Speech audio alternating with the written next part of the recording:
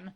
I actually was totally going to do this live from like out on the porch or in the back, like kind of a throwback to summer camp last year. And the camera on my phone just simply wouldn't turn around. It just wouldn't work.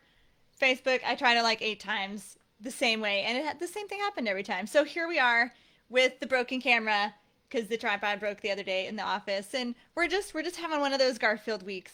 And you know what? It's okay. It's okay. For us, this is our last week of school, so we've got things like some picnics outside. We've got kids walking to get ice cream. We've got all the stuff, coming home in the backpacks. If you've got kids in school, you know exactly what I'm talking about.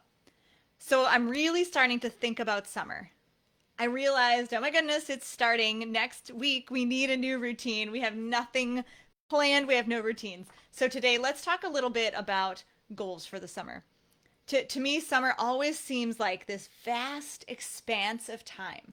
Like, oh my goodness, I will read 20 books. I will garden. I will go for walks. I'll start new routines. I'll learn a new skill. Oh my gosh. It always seems like a massive expanse of time, and we'll travel and we'll go to the beach, and it'll just be, lazy days, but yet I'll get so much done.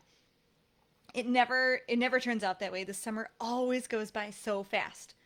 And I know that in August, when your kids are going back to school or when you're cracking open the new homeschool books, you'll be saying, oh, it went so fast. Where did the summer go? I'm not really sure. So I really want to encourage you to do a couple things. First, go into the summer with some intentions, with some goals. Even if you've set goals in the past and you didn't make them, didn't achieve them. I'm that person too. I totally get it. But I still think it's better to try and miss, because hopefully if you miss, you're at least heading in the right direction than to not set goals at all. And two, I really encourage you to savor those moments. And I'm preaching to the choir 1,000% here that we got to sit there on the beach with our kids and enjoy their youth and their childhood and their giggles.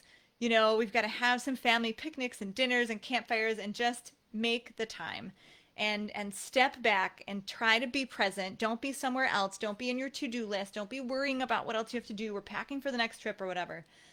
Try to take those moments to be present. Now, I believe that these goals for summer, if you want to raise healthy, independent adults, which since you're here on the Healthy Parenting Connector, I know you are and I know you will.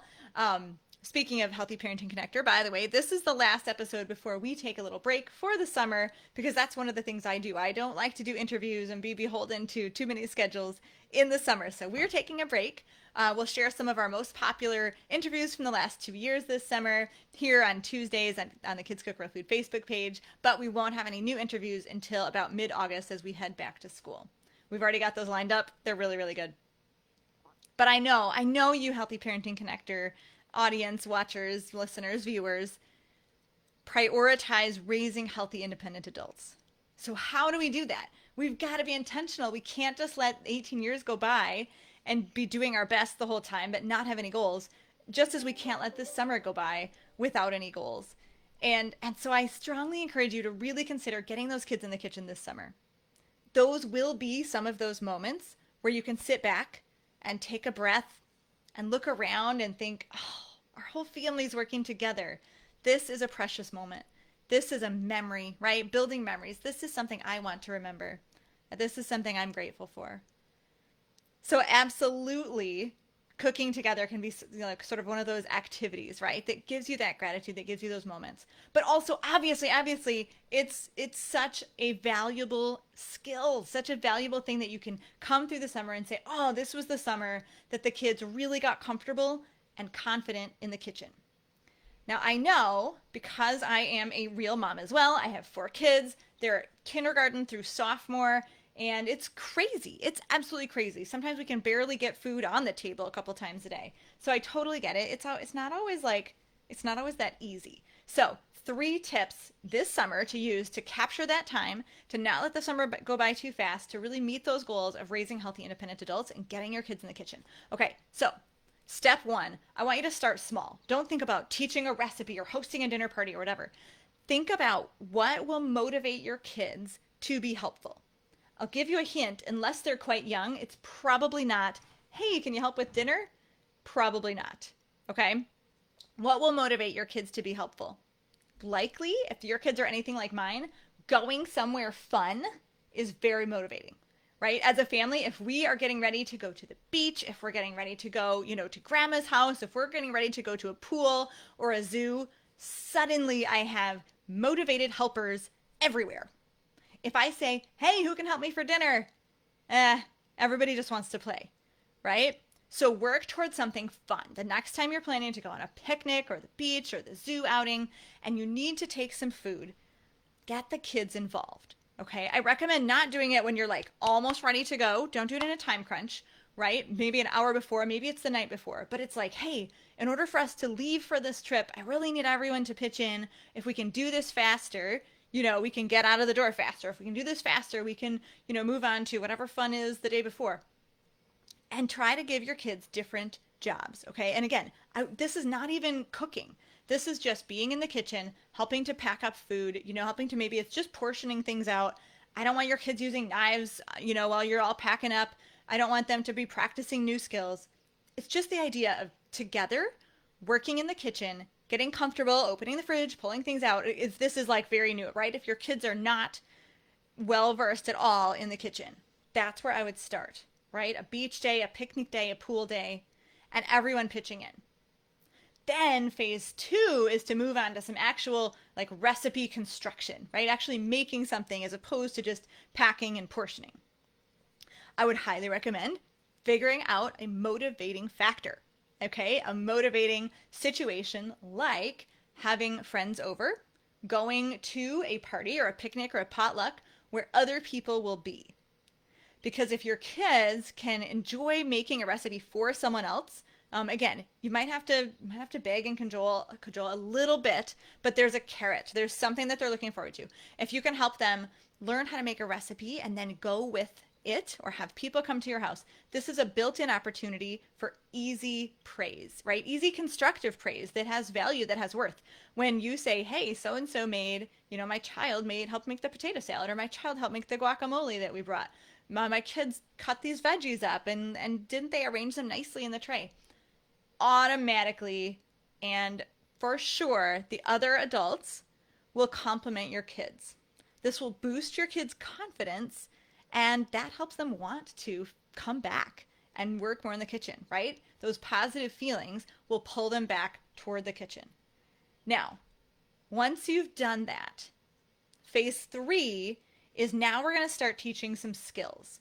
Okay? So you can think about recipes that maybe your kids want to make. Okay? A lot of kids are very, very motivated by baking. And of course, baking in the summer is not always the best thing because we don't want to heat up the house. We don't want to be making cookies and muffins and breads and then we're all dying and the air conditioning is taxed because it's so hot in the summer. So how can we still, take the kids' kind of natural motivation to make treats and apply it to the summer? And then how can we look at those recipes and break them down into skills? I don't want you teaching your kids recipes this summer. I want you to teach them skills. So for example, making a frozen treat, right? A frozen little popsicle is a really fun, really simple thing that kids can do and they reap the rewards and they love it. Also delayed gratification, right? Because you got to wait for it to freeze. Most frozen recipes are going to include the skill of measuring, usually liquids, sometimes also dry measuring. These are 2 different skills. They deserve to be taught. They deserve to be taught slowly. So, make sure you're not being rushed when you're working on these recipes for the first time with your kids. Most frozen recipes are going to include a blender or a food processor. So that's, the skill of using that particular small appliance.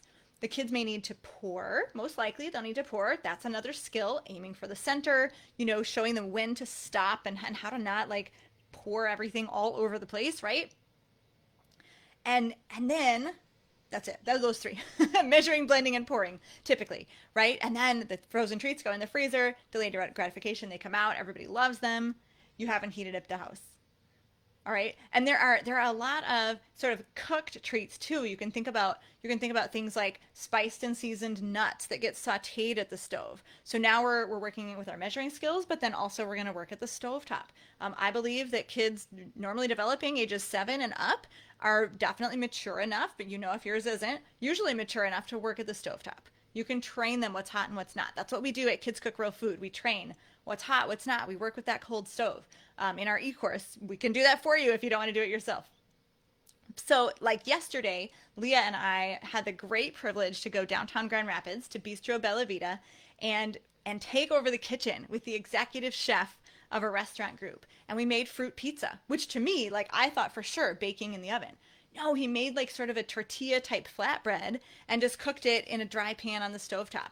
And it was refreshing, fresh berries. It was delicious. And I thought, this is exactly what parents need to do to sort of flip the script, right? To sort of think about like, how can we make some fun treats, but not turn on the oven to heat up the house, right? And there's lots of fun things you can do with pancakes as well, like cooked fruit applications on the stovetop, tons of stuff that kids can find that are fun. But I encourage you to break them down into those skills. Teach the skills, not the recipes.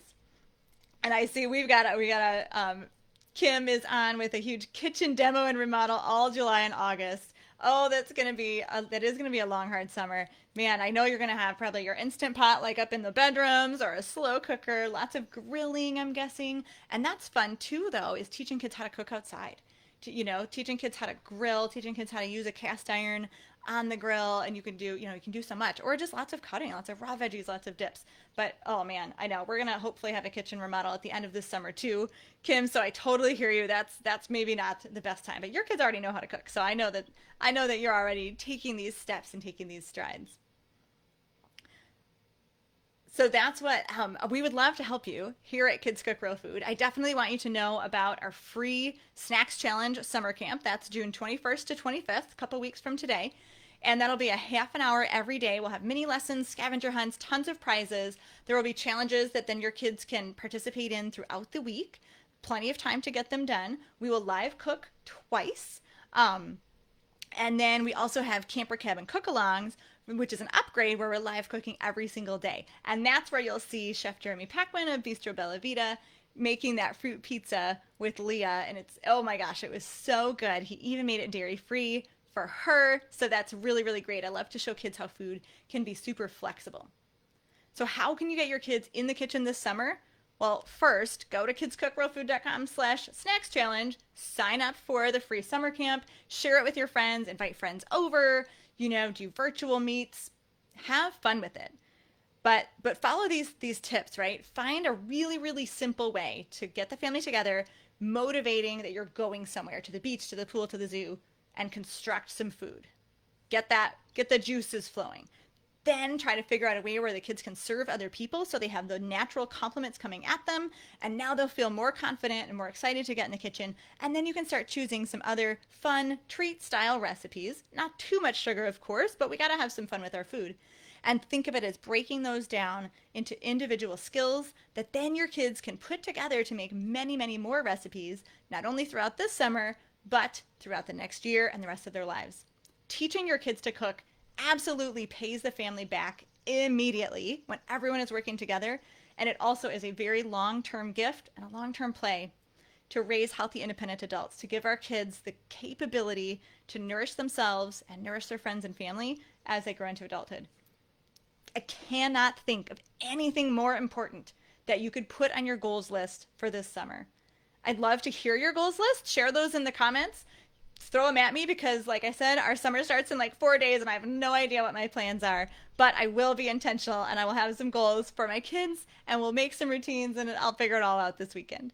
All right, but I strongly encourage you to get those kids in the kitchen. We'd love to see you at summer camp. I'm Katie Kimball for Kids Cook Real Food, and this is the last Healthy Parenting Connector before we take a little break for the summer. I will see you back in the fall.